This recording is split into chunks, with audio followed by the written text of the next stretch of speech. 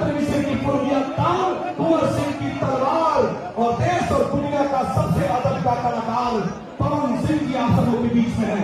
एक बार मोबाइल का लाइट चला लीजिए सभी लोग, जितने लोग लाइट चला लेंगे, जितने लोग के हाथ में मोबाइल है पर लाइट चला लीजिए। भोजपुरी के पावर स्टार को आमंत्रित करता हूँ। बिल्कुल आगे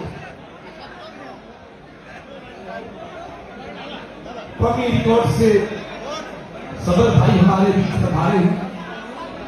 अब अरे उसको काहे के लिए मैं आप सबसे पहले करता हूँ, पवन सिंह जी आपके हैं, पवन सिंह जी आप सबको प्यार से जीता है।